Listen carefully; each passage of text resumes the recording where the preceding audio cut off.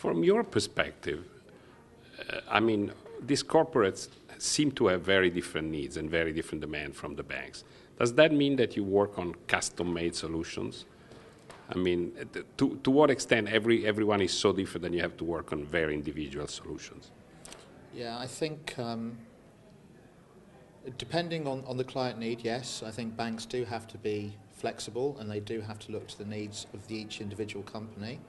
I think market products have also changed so that, you know, some of the customization has moved out of the market with global standards, where the SWIFT have driven it via the IS 222 standard, common global implementation, etc.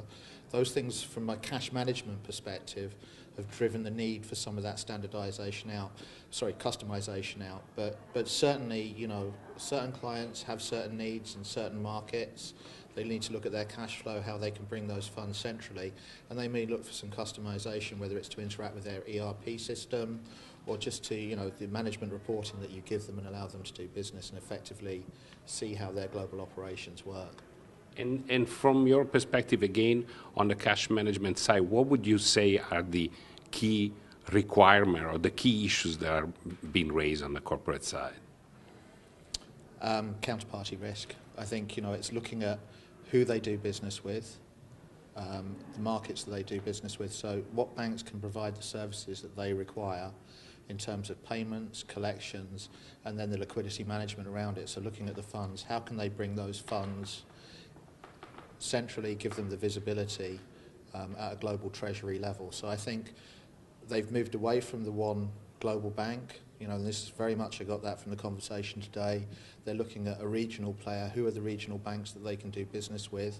Those banks are typically those banks within their credit facilities. So looking at their global banks, seeing how they can provide those services and what trust they can get with them in terms of their risk profile. So more looking at the solutions you offer than you're being everywhere for them when they need it or something like that.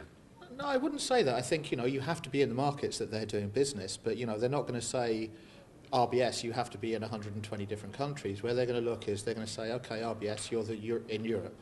You know, you have a strong footprint, you have a strong product set, you can provide the services that we require.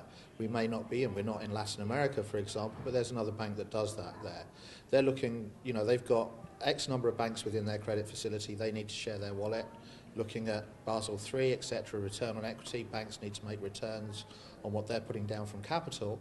So I think, you know, the corporates are looking and saying what banks can provide the best services in the markets that we do business, but not concentrating that risk on one bank. They're looking for banks within those regions. And actually, the whole issue of regulations was raised for not just about Basel III, but the lack of common regulations or global regulations. To what extent you find that this is one of the issues raised by your customers, by your clients on the corporate side?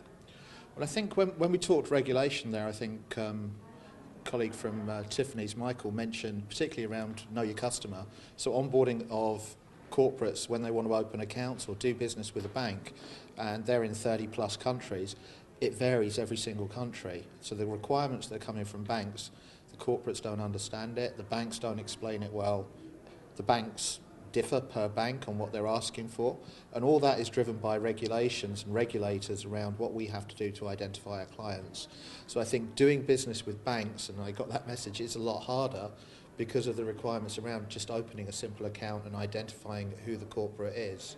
So I think you know, regulation, particularly in the KYC space, and identification, anti-money laundering, etc., has got a lot harder, and it differs country by country, region by region. So, you know, that's something we as banks have to do a better job of talking about, coming together as a group of banks and saying these are the standards that we need to deliver. Because right now, if a corporate's saying to me, I go to Citi, I go to you, I go to JPM, and you're all asking me for different things for the same country, that doesn't make sense. I think we have to drive consistency to make their life easier to do business with us.